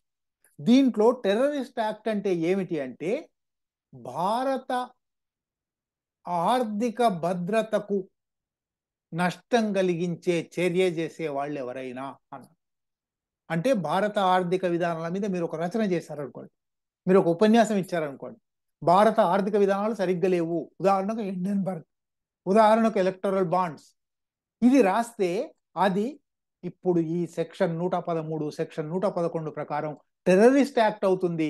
మీరు బెయిల్ కూడా రావడానికి వీల్లేని నేరస్తులు అవుతారు. జైల్లో పెట్టబడతారు. అంత భయంకరంగా ఈ బిఎన్ఎస్ఎస్ కోరలు పెంచారు. ఊపా, మకోకా, పిఎంఎల్ఏ వంటి అత్యంత కఠినమైన నేరాల కోరలన్నీ తీసుకొచ్చి ఇవాళ బిఎన్ఎస్ఎస్ లో భాగం చేశారు. అట్లాగే అక్కడి నుంచి ఇంకొక అంశంలోకి పోదాం. కొత్తగా బిఎన్ఎస్ఎస్ లోను శిక్షలు విపరీతంగా పెంచారు. ఇదివరకు నిజానికి మనకు అంత సమయం లేదు, కానీ టేబుల్ చూపెట్టాలని ఉంది. ఇదివరకు 3 నెలల శిక్ష ఉంటే ఇప్పుడు 6 నెలల శిక్ష. ఇదివరకు 3 సంవత్సరాల శిక్ష ఉంటే ఇప్పుడు 7 సంవత్సరాల శిక్ష. ఇదివరకు 10 సంవత్సరాల శిక్ష ఉంటే ఇప్పుడు యావజ్జీవ శిక్ష. ఇదివరకు యావజ్జీవ శిక్ష ఉంటే ఇప్పుడు మరణ శిక్ష. ప్రతి చోట ప్రతి నేరానికి ఆయనేమో వాళ్ళ దృష్టి నేరం మీద శిక్ష మీద ఉండింది, మా దృష్టి న్యాయం మీద ఉండింది అని గంభీరమైన ప్రవచనాలు పలికాడు. కానీ దాదాపు 31 నేరాలకు శిక్షలను రెట్టింపు 3 రెట్లు చేశారు. అట్లాగే శిక్షలు పెంచడం మాత్రమే కాదు, జరిమానాలు పెంచారు. ఇదివరకు 1000 రూపాయల జరిమానా, 500 రూపాయల జరిమానా, 1,00,000 రూపాయల జరిమానా ఉంటే ఇప్పుడు 5 లక్షలు, 10 లక్షలు, 20 లక్షల దాకా జరిమానాలు పెంచేశారు. అది మాత్రమే కాదు, ఇదివరకు మొదటిసారి నేరం అయితే మందలింపుతో వదిలేస్తున్నాము లాంటివి ఉండే. ఇప్పుడు మినిమం మ్యాండేటరీ పనిష్మెంట్, తప్పనిసరిగా ప్రతి నేరానికి కనీస శిక్షలు ఉండాలి అని తీవ్రమైన శిక్షలు, జైలు శిక్షలు, రిగరస్ ఇంప్రిజన్మెంట్ అంటే కఠిన కారాగార శిక్ష అంటారు, అది వేశారు. ఇవన్నీ చేసి ఒకవైపు వీటితో పాటు మరొకటి కూడా చెప్పాలి, అదే దాని తర్వాత మిగిలిన దానికి వస్తాను. సాలిటరీ కన్ఫైన్మెంట్, ఏకాంతవాస శిక్ష. ఇది పాత రాచరికం రోజుల్లో ఉండేది, బ్రిటిష్ పాలన రోజుల్లో కూడా ఉండేది. అది కూడా వాళ్ళు క్రమక్రమంగా తొలగించారు. నాగరిక సమాజాలేవి, ప్రజాస్వామ్య సమాజాలేవి మనిషి ఒంటరిగా ఉండకూడదు. మనిషి ఒంటరిగా ఉండడం అనేది అతి భయంకరమైన శిక్ష, అది విధించకూడదు అని ప్రకటించున్నారు. ఇవాళ కొత్తగా బిఎన్ఎస్ఎస్ అనాగరికంగా ప్రపంచంలోని అనేక దేశాల కన్నా భిన్నంగా సాలిటరీ కన్ఫైన్మెంట్ ను ఒక శిక్షగా పెట్టింది. ఇవన్నీ ఒకవైపు చేసి మరొక వైపు కొన్ని నేరాలకు శిక్ష, జైలు శిక్ష కానీ జరిమానా శిక్ష కానీ విధించనక్కరలేదు, సామాజిక సేవను శిక్షగా విధించవచ్చు అన్నారు. మీ అందరికీ ఇక్కడ ఇంకా ఈ చట్టం రాకముందే జరిగిన ఒక ఉదాహరణ చెప్పాలి. పూనాలో ఒక పెద్ద వ్యాపారి, బడా రియల్ ఎస్టేట్ వ్యాపారి కొడుకు 18 ఏళ్ళు కూడా నిండకుండానే, లైసెన్స్ కూడా లేకుండానే మాదక ద్రవ్యాలు, మద్యము తీసుకున్న మత్తులో ఒక ఖరీదైన కారు అడ్డదిడ్డంగా నడిపి 2 యువకులను బలిగొన్నాడు. బలిగొంటే వాడి మీద శిక్ష వేయలేదు. వాడు నిజానికి మైనర్ అని చెప్పి కూడా విడుదల చేశారు. శిక్ష వేయలేదు, ఎఫ్ఐఆర్ కట్టలేదు. ఎఫ్ఐఆర్ కట్టకుండా ఉండడానికి ఎమ్మెల్యే వచ్చి పోలీస్ స్టేషన్లో కూర్చున్నాడు. ఆ వార్తలన్నీ మీరు చదివి ఉంటారు, మళ్ళీ ఆ వివరాల్లోకి పోను. కానీ అక్కడ జడ్జి ఈ సామాజిక సేవ శిక్ష విధించాడు. ఏంటి ఆ సామాజిక సేవ? ట్రాఫిక్ నిబంధనలను పాటించవలసిన అవసరం గురించి 300 పదాల వ్యాసం రాయుము. రేపటి నుంచి అటువంటి శిక్షలు వేయబోతుంది. మొన్న ఇది రాకముందే ఆ శిక్ష వేశారు. ఇది సామాజిక సేవను శిక్షగా విధించడం అంటే తమకు వీలైన వాళ్లకు సరిగ్గా మనుస్మృతి మళ్ళీ వస్తున్నది. ఒకే నేరానికి జడ్జి ఇష్టాలను బట్టి ఒకరికి ఒక శిక్ష విధించవచ్చు, మరొకరికి మరొక శిక్ష విధించవచ్చు. ఏమిటి ఆ సామాజిక సేవా శిక్షలు? ట్రాఫిక్ నియంత్రణ చేయండి, మొక్కలు నాటండి, రోడ్లు ఊడవండి. కొందరికి ఒకే నేరం చేస్తే కొందరికేమో జైలు శిక్ష ఉంటుంది, కొందరికి జరిమానా శిక్ష ఉంటుంది, కొందరికి సామాజిక సేవల శిక్ష ఉంటుంది, జడ్జి డిస్క్రిప్షన్ ఉంటుంది. ఇది ఈ చట్టంలో కొత్తగా ప్రవేశపెట్టిన కమ్యూనిటీ సర్వీస్ అనే శిక్ష. ఇవి మాత్రమే కాదు, భారతీయ సాక్ష్య అధినియంలో ఒక సెక్షన్ ఉంది 185. అది డిజిటల్ ఎవిడెన్స్. ఇంతకాలము డిజిటల్ ఎవిడెన్స్ కు తప్పనిసరిగా కరాబొరేటివ్ ఎవిడెన్స్ ఉండాలి. డిజిటల్ ఎవిడెన్స్ ఎందువలనంటే మీరు హ్యాక్ చేయొచ్చు, ఎథికల్ హ్యాకింగ్ ఉంది లేదా కమర్షియల్ హ్యాకింగ్ ఉంది. హ్యాక్ చేసి మీ కంప్యూటర్లో జొరబడి మీ కంప్యూటర్లో మీరు రాసుకున్న దాన్ని మార్చేయచ్చు. కంప్యూటర్ సాక్ష్యం ఎప్పుడు చెల్లదు. దానికి ఐటీ యాక్ట్ అనేది వచ్చింది 2000 సంవత్సరంలో. అనేక నిబంధనలు విధించారు. హ్యాష్ వాల్యూ అన్నారు, అనేకం అన్నారు, కానీ ఇప్పటికీ అవేమి సక్రమంగా జరగడం లేదు. కనుక డిజిటల్ ఎవిడెన్స్ను ప్రైమరీ ఎవిడెన్స్గా తీసుకోలేము, అది సెకండరీ ఎవిడెన్స్ అవుతుంది, కరస్పాండింగ్ ఎవిడెన్స్ అవుతుంది అని ఇంతకాలము ఉన్న చట్టాలు చెప్తూ ఉండగా, ఇప్పుడు ఈ బిఎస్ఏ సెక్షన్ 185 గాలి మాటలు సాక్ష్యాధారాలే. డిజిటల్ స్పేస్లో ఉండేవి, సైబర్ స్పేస్లో ఉండేవి, వర్చువల్ స్పేస్లో ఉండేవి కూడా సాక్ష్యాధారాలు అవుతాయి. వాటి ప్రకారం కూడా శిక్షలు విధించవచ్చు, నేరాలు రుజువు చేయొచ్చు అని చెప్తూ ఉంది. సరే, ఇవి చట్టాలలో ఏమున్నాయి? వీటి వల్ల ఏం జరగబోతుంది? పోలీసులకు మితిమీరిన అధికారాలు రాబోతున్నాయి. ఎట్లా వస్తాయి? ఒక 7-8 రకాలు ఉన్నాయి. అవన్నీ కూడా వివరిస్తాను. మొట్టమొదటిది, ఎఫ్ఐఆర్ రాయాలా లేదా అనేది పోలీస్ అధికారుల బాధ్యత అప్పచెప్పారు. ఇదివరకు ఒకవేళ పోలీస్ అధికారి రాయకపోతే కోర్టుకు పోవచ్చు, మెజిస్ట్రేట్ దగ్గరికి పోవచ్చు, మెజిస్ట్రేట్ ఒప్పుకోకపోతే సెషన్స్కి పోవచ్చు, సెషన్స్ ఒప్పుకోకపోతే హైకోర్టుకు పోవచ్చు. తప్పనిసరిగా కోర్టు ఆదేశాలతోనైనా ఎఫ్ఐఆర్ రాయాలి అనేది ఉండేది. ఇప్పుడు ఇది ప్రైమా ఫసీ ఉందా లేదా, ఈ నేరం జరిగిందా లేదా 3 రోజుల పాటు ఆలోచించడానికి, దర్యాప్తు చేయడానికి ఆయనకు అధికారం ఉంది. పోలీస్ అధికారికి, సబ్ ఇన్స్పెక్టర్కి, సర్కిల్ ఇన్స్పెక్టర్కి. ఆయన ఈ 3 రోజుల లోపల ఎఫ్ఐఆర్ కడితే కట్టవచ్చు, లేదా కట్టకుండా ఉండవచ్చు. మనం గత 2 నెలలుగా 3 నెలలుగా వార్తలు వింటూ ఉన్నాం. హైదరాబాద్లో అనేక మంది పోలీస్ అధికారులు ఎట్లా ప్రవర్తించారు. ఒకళ్ళు నేరం చేశారు అని మీరు పోగానే ఆ నేరస్తులు ఎవరో తెలుసుకొని వాళ్ళను బ్లాక్మెయిల్ చేసి వాళ్ళ దగ్గర డబ్బులు తీసుకొని ఈ కేసు పెట్టకుండా ఉండడానికి బిఎన్ఎస్ అధికారం ఇస్తుంది, బిఎన్ఎస్ఎస్ అధికారం ఇస్తుంది.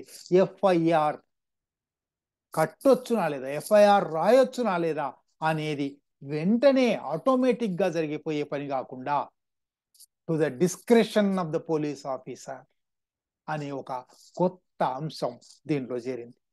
అది మాత్రమే కాదు, పోలీస్ కస్టడీ, జ్యుడిషియల్ కస్టడీ అని 2 వేరువేరుగా ఉండేవి గత 160 ఏళ్ళుగా, ఇంకా ఎక్కువ రోజులు.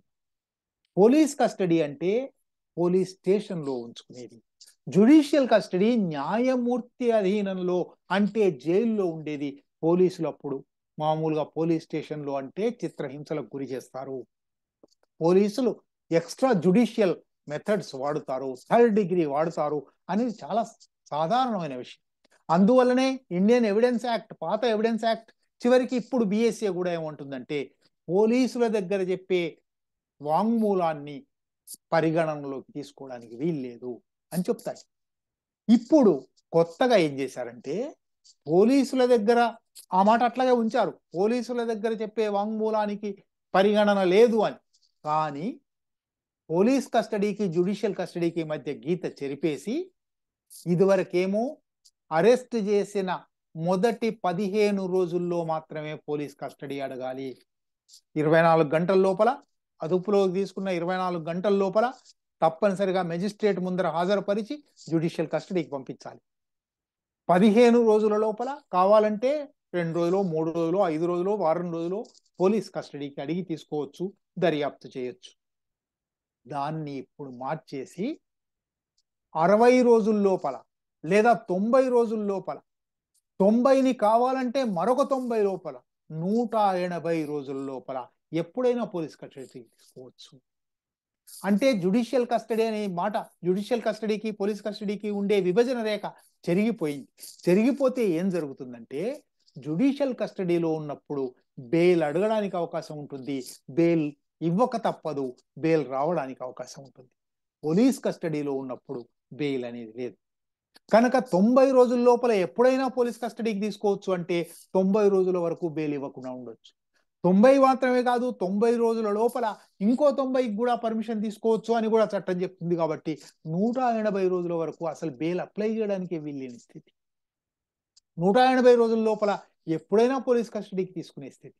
అంటే పోలీసులకు మితిమీరిన అధికారులు, అంటే ఎవరినైనా నిందితులుగా, ముద్దాయిలుగా చూపెడితే వాళ్ళు తమ తల మీద ఆ కత్తి వేలాడుతుంది. ఎప్పుడు మళ్ళీ పోలీసులు తీసుకుపోతారో, ఎప్పుడు మళ్ళీ చిత్రహింసలు పెడతారో, ఎప్పుడు మళ్ళీ చెయ్యని నేరాన్ని ఒప్పిస్తారో అనే భయంతో బతకవలసి వస్తుంది. దీనివల్ల బెయిల్ అసాధ్యమయ్యే స్థితి వచ్చింది. మామూలుగానే బెయిల్ అసాధ్యమని చాలా చట్టాల్లో రాశారు, చాలా సెక్షన్లలో రాశారు. ఇప్పుడు ఈ పోలీస్ కస్టడీకి జ్యుడిషియల్ కస్టడీకి తేడా చెరిపేయడం వల్ల బెయిల్ అసాధ్యమైన స్థితి వస్తుంది, లేదా కష్టతరం అవుతుంది. ఇదివరకు ఐపీసీ కింద, సిఆర్పిసి కింద బెయిలబుల్ ఏమిటి, నాన్ బెయిలబుల్ ఏమిటి, కాగ్నైజబుల్ ఏమిటి, నాన్ కాగ్నైజబుల్ ఏమిటి అని ఒక విభజన రేఖ ఉండేది. ఈ కొత్త చట్టాలతో ఆ విభజన రేఖ చెరిగిపోతుంది. ఇది మాత్రమే కాదు, పాత రోజుల్లో ఒక ఇంటి మీదకి పోలీసులు సోదా చేయడానికి, దాడి చేయడం అంటే, రేడ్ చేయడం అంటే తప్పనిసరిగా వాళ్ళు గేటు దగ్గరే, లోపలికి ప్రవేశించకుండానే మేము మెజిస్ట్రేట్ అనుమతితో, మెజిస్ట్రేట్ ఇచ్చిన వారెంట్ మేరకు, సర్చ్ వారెంట్ అంటారు, అది తీసుకుని వచ్చాము అని చూపెట్టాలి. ఇప్పుడు ఆ సర్చ్ వారెంట్ అనేది తొలగించారు, మెజిస్ట్రేట్ల అధికారాలను తొలగించారు, పోలీస్ అధికారికే సర్చ్ అవకాశం ఇచ్చారు. సర్చ్ వారెంట్ లేకుండా కూడా సర్చ్ చేయొచ్చు, వారెంట్ లేకుండా అరెస్ట్ చేయొచ్చు అనే అధికారం ఇచ్చారు, బెయిల్ లేకుండా అధికారం ఇచ్చారు, సర్చ్ చేసి జప్తు చేసే అధికారం ఇచ్చారు. ఇది మాత్రమే కాదు, ఈ బిఎన్ఎస్ఎస్ లో ఒకరి మీద నేరం ఆరోపిస్తే వెంటనే వాళ్ళ ఆస్తులు, వాళ్ళ చరాస్తులు జప్తు చేయవచ్చు అని పెట్టారు. వాళ్ళ ఆ ఇంట్లో ఎవరైనా ఉంటే వాళ్ళను బయటికి పంపించి వాళ్ళకి మరొక చోట ఆశ్రయం ఇప్పించి దాన్ని అటాచ్ చేయొచ్చు. నిజానికి పాత రోజుల్లో నేరం రుజువైతే, కాన్విక్ట్ అయితే, శిక్ష పడితే ఆ నేరానికి సంబంధించిన డబ్బుతోనే ఈ ఆస్తి వచ్చింది అని రుజువైతే ఆ ఆస్తిని జప్తు చేసుకునే వీలుంది. ఇప్పుడు మీ మీద కేసు పెడితే చాలు ఆస్తిని జప్తు చేయొచ్చు. అది కూడా ఎవరు? మెజిస్ట్రేట్ కాదు, మెజిస్ట్రేట్కి అధికారం లేదు, మెజిస్ట్రేట్ దాకా లేనే లేదు, పోలీస్ అధికారి ఆ పని చేయొచ్చు. యోగి పాలనలో ఉత్తరప్రదేశ్లో అటువంటి అనేక ఆస్తుల జప్తు, ఆస్తుల సోదా జరుగుతూ ఉంది, ఆస్తుల మీద రేడ్ జరుగుతూ ఉంది. బుల్డోజర్ నిజానికి నేరం రుజువైన తర్వాత, beyond reasonable doubt, procedure established by law జరిగి నేరం రుజువైన తర్వాత మాత్రమే తీసుకోవలసిన శిక్షలు, నేరం ఆరోపిస్తే చాలు, బట్టగాల్చి మీద వేస్తే చాలు శిక్షలు విధించడం ప్రారంభమైంది. అట్లాగే ఒక మనిషి దగ్గర వేలిముద్రలు తీసుకోవడానికి, స్వరం రికార్డు చేయడానికి, సంతకం తీసుకోవడానికి, ఫోటో తీసుకోవడానికి ఇంతకు ముందు వాళ్ళ అనుమతి లేదా మెజిస్ట్రేట్ అనుమతి ఉండేది, లేదా కేసు ఉండవలసి ఉండేది. ఇప్పుడు కేసు కూడా అక్కర్లేదు, ఎవరిదైనా తీసుకోవచ్చు అని బిఎన్ఎస్ఎస్ చెప్తుంది. ఇవి మాత్రమే కాదు, చేతులకు సంకెళ్ళు వేయడం, మనుషులకు గొలుసులతో కట్టి నడిపించడం, చాలా ఫోటోలు మీరు ఎప్పుడైనా చూసుంటారు. అటువంటివి గత కాలంలో జరిగితే సుప్రీంకోర్టు అనేక సార్లు దాంట్లో జోక్యం చేసుకుని ఆర్టికల్ 21 రాజ్యాంగ అధికరణం 21 ప్రకారం జీవించే హక్కు అనేది ఉంది.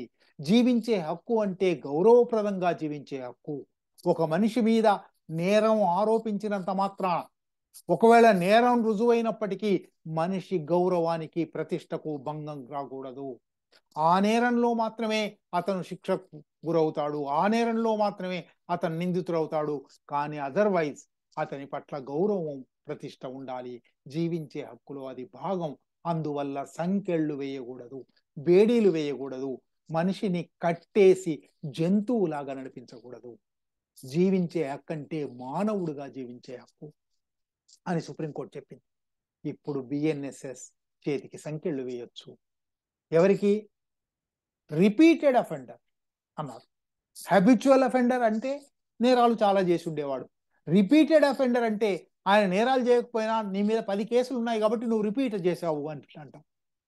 చాలా కేసుల్లో ఉన్నవాడు కాబట్టి బేడీలు వేశాము అని చెప్పుకునే హక్కు కూడా ఇవాళ పోలీసులకు ఇచ్చారు.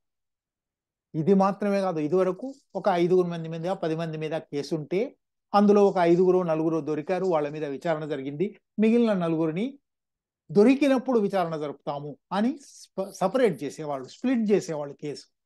ఇప్పుడు ట్రయల్ ఇన్ అబ్సెన్షియా, వాళ్ళు దొరకకపోయినా వాళ్ళ మీద విచారణ జరుగుతుంది. అంటే చట్టంలో న్యాయ తాత్వికతలో ప్రధానమైన సూత్రం, ఒకవేళ నా మీద నేరం ఆరోపించినా నన్ను నేను డిఫెండ్ చేసుకునే హక్కు నాకుంది, ఈ డిఫెన్స్ లో నేనే గెలవచ్చు, నా మీద ఆరోపణ ఓడిపోవచ్చు అనేది న్యాయ సూత్రం, సహజ న్యాయ సూత్రం. ఇవాళ ట్రయల్ ఇన్ ఆబ్సెన్షియా, శిక్ష ఇన్ ఆబ్సెన్షియా, పనిష్మెంట్ ఇన్ ఆబ్సెన్షియా అంటే అటువంటి హక్కును తొలగించారు. నైసర్గిక హక్కును, సహజ న్యాయ సూత్రాల హక్కును తొలగించారు. ఇటువంటి ఒక్కటి నిజానికి ఇవాళ ఇక్కడ చాలా మందిని ఏదో ఒక ప్రదర్శనలో పాల్గొంటూ ఉంటాం. ఇదివరకు 144 ఉంది, మీరు ప్రదర్శనలో పాల్గొనకూడదు అనేవాళ్ళు ప్రదర్శన విడిపోయేది. 144 సిఆర్పిసిని ఇప్పుడు 189 బిఎన్ఎస్ చేశారు. అక్కడ 4-5 సెక్షన్లు ఉన్నాయి. ఆ సెక్షన్లలో ఒక సెక్షన్ కొత్తగా ఏం రాసిందంటే, చేరేటప్పుడు అది అన్లాఫుల్ అసెంబ్లీ అని తెలియని వారైనా ఆ తర్వాత అది అన్లాఫుల్ అసెంబ్లీ అని ప్రకటిస్తే శిక్షార్హులవుతారు. అంటే మీరు ఒక న్యాయమైన సమస్య మీద నిరసన ప్రదర్శనకు వెళ్తారు, అది న్యాయమైన ప్రదర్శన, అక్కడేమీ హింస జరగలేదు, అక్కడి నుంచి వెళ్ళి వచ్చారు, కానీ పోలీసులు ఆ తర్వాత దాన్ని అన్లాఫుల్ అసెంబ్లీ, చట్ట వ్యతిరేకమైన సమావేశం, ధర్నా అని ప్రకటించారు. ప్రకటిస్తే మీరు అది అన్లాఫుల్ కాదు అని పాల్గొన్నప్పటికీ ఇప్పుడు అన్లాఫుల్ అని ప్రకటించారు కాబట్టి మీ మీద కేసు నడపొచ్చు అని కూడా ఇది చెప్తుంది. ఇది మాత్రమే కాదు, ఇంకా కొంచెం ముందరికి పోదాం. చాలా విచిత్రం. ఏవైనా ప్రలోభాలతో, తప్పుడు అస్తిత్వంతో ఎవరినైనా పెళ్లి చేసుకుంటాననే ఆకర్షణ కల్పించి వారితో లైంగిక సంబంధం పెట్టుకోవడం అని, ఇదివరకు కూడా దీంట్లో అస్తిత్వాన్ని పక్కన పెట్టే మాట లేదు, కానీ మొత్తానికి అటువంటిది సిఆర్పిసిలో కూడా, ఐపీసీలో కూడా ఉండేది. అటువంటిది ఇప్పుడు చేర్చి ఇక్కడ బ్రాకెట్లో ఏం రాస్తున్నారంటే లవ్ జిహాద్ అని రాస్తున్నారు.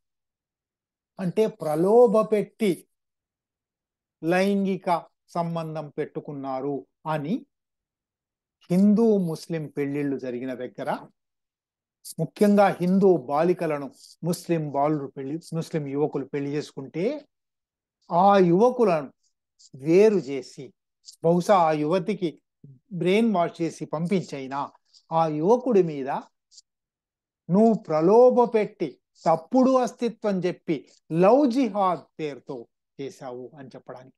నిజానికి గెజిట్ లో రాయలేదు లవ్ జిహాద్ అనే మాట, కానీ క్రిమినల్ మేజర్ యాక్ట్స్ అచ్చు వేసిన వాళ్ళందరూ ఈ సెక్షన్ కింద సెక్షన్ 69 అంటారు, సెక్షన్ 69 బిఎన్ఎస్ లవ్ జిహాద్ అని రాస్తున్నారు.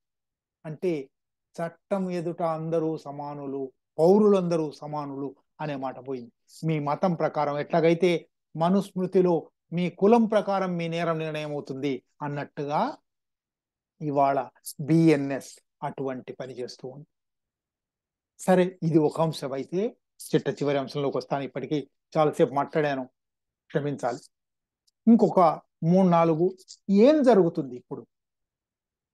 నిన్నటి వరకు జూన్ 30 వరకు ఐపీసీ సిఆర్పిసి నడిచాయి, బిఎస్ ఇండియన్ ఎవిడెన్స్ యాక్ట్ నడిచాయి. జూలై 1 నుంచి బిఎన్ఎస్, బిఎన్ఎస్ఎస్, బిఎస్ఏ నడుస్తున్నాయి. కనుక ఎంత గందరగోళం జరుగుతుందంటే, జూన్ 30 ఒకవేళ నేరం జరిగితే నేరం వెంటనే విచారణ అయిపోదు కదా, 2 ఏళ్ళు, 3 ఏళ్ళు, 5 ఏళ్ళు, 10 ఏళ్ళు క్రిమినల్ కేసులు 20 ఏళ్ళు, 30 ఏళ్ళు నడిచే ఉన్నాయి. అంటే జూన్ 30న, మొన్న జూన్ 30న జరిగిన ఒక హత్య అనుకోండి, ఆ హత్య ఇంకొక 20 ఏళ్ళు నడిస్తే, 20 ఏళ్ళు విచారణ జరిగితే 20 ఏళ్ళు సిఆర్పిసి కింద జరగాలి. ఎందుకంటే బిఎన్ఎస్ఎస్ కింద కేసు బుక్ కాలేదు, అది బిఎన్ఎస్ కింద బుక్ కాలేదు. అంటే ఏకకాలంలో ఒక జడ్జి ఇటు సిఆర్పిసి కేసులు వినాలి, ఇటు బిఎన్ఎస్ కేసులు వినాలి. ఎంత గందరగోళం జరుగుతుందో చెప్పడానికి వీల్లేదు. ఇది ఎంతకాలం సాగుతుంది? 20 ఏళ్ళు, 30 ఏళ్ళు సాగవచ్చు. ఈ సెక్షన్ వేరు, ఆ సెక్షన్ వేరు, కనీసం సమానంగానైనా ఉంచలేదు, అటు ఇటు జంబులు చేశారు. కనుక ఇక నుంచి కోర్టులలో, మన న్యాయస్థానాలలో న్యాయవాది ఏం మాట్లాడుతున్నాడో న్యాయమూర్తికి అర్థం కాదు, న్యాయమూర్తి ఏం మాట్లాడుతున్నాడో న్యాయవాదికి అర్థం కాదు. ఒక గందరగోళం. ఒక సెక్షన్ అనగానే సెక్షన్ అనడానికి వీల్లేదు, ఇది ఐపీసీ సెక్షన్ ఫలానా, ఇది బిఎన్ఎస్ సెక్షన్ ఫలానా అని అనా. బిఎన్ఎస్ మీద విచారించే కేసులు కొన్ని ఉంటాయి, ఐపీసీ మీద విచారించే కొన్ని ఉంటాయి. ఎడతెగని గందరగోళం ఒక 20 ఏళ్ల పాటు సాగబోతుంది. సమాంతరంగా 2 చట్టాలు నడుస్తూ ఉంటాయి. సమాంతరంగా 2 రకాల విచారణలు జరుగుతూ ఉంటాయి. ఇందువల్ల ఏం జరుగుతుంది? తాత్సారం పెరిగి, ఇప్పటికే మన కోర్టుల సంగతి మీ అందరికీ తెలుసు. కొన్ని లక్షల కోట్ల కేసులు పెండింగ్ లో ఉన్నాయి. ఈ కొత్త చట్టాలను ఇప్పుడే అమలు చేయకండి, పెండెన్సీ పెరిగిపోతుంది అని సుప్రీంకోర్టు న్యాయవాది ఇందిరా జయసింగ్ గారు ఒక న్యాయశాఖ మంత్రికి ఒక లేఖ రాశారు. ఆ లేఖలో ఆమె టేబుల్ వేసి చెప్పారు, జిల్లా కోర్టులలో, తాలూకా కోర్టులలో దేశవ్యాప్తంగా ఇప్పుడు ఈ క్షణాన 4,48,44,097 కేసులు పెండింగ్ లో ఉన్నాయి. వీటిలో 1,09,26,710 కేసులు సివిల్ కేసులు, 3,39,17,357 కేసులు క్రిమినల్ కేసులు. ఇవి ఎప్పుడు తెగాలి? ఇవి తెగే లోపల, ఇవన్నీ సిఆర్పిసి కింద నడవలసినవి, ఇవి తెగే లోపల కొత్తగా బిఎన్ఎస్ కేసులు వస్తాయి. ఇది కింది కోర్టుల వ్యవహారం అయితే, హైకోర్టుల స్థాయిలో రాష్ట్రంలోని దేశంలోని 29 హైకోర్టుల స్థాయిలో 61,90,844 కేసులు పెండింగ్ లో ఉన్నాయి. అందులో 44,28,164 కేసులు సివిల్ కేసులు, 17,62,680 కేసులు క్రిమినల్ కేసులు. సుప్రీంకోర్టుకు వెళ్తే సుప్రీంకోర్టులో 83,068 కేసులు పెండింగ్ లో ఉన్నాయి. అందులో 65,264 కేసులు సివిల్ కేసులు, 17,804 కేసులు క్రిమినల్ కేసులు. ఇంత పెండెన్సీ, ఈ పెండెన్సీయే ఇంకో 10 ఏళ్లలో క్లియర్ అవుతుందా, 15 ఏళ్లలో క్లియర్ అవుతుందా? ఈలోగా ఈ 15 ఏళ్లలో 10 ఏళ్లలో వచ్చే కేసులు ఎన్ని? కనుక కేసులు పేరుకుపోవడం తప్ప. ఒక స్టేట్మెంట్ ఆఫ్ ఆబ్జెక్టివ్స్ లో న్యాయశాఖ మంత్రి గాని, హోంశాఖ మంత్రి గాని ఒక మాట అన్నారు, పెండెన్సీ తగ్గించడానికి మేము ఈ పని చేస్తున్నాము. ఎందుకంటే బిఎన్ఎస్ఎస్ లో ప్రతి కేసును 3 నెలల లోపల ముగించాలి, 6 నెలల లోపల ముగించాలి అని కూడా రాశారు. సాధ్యమేనా?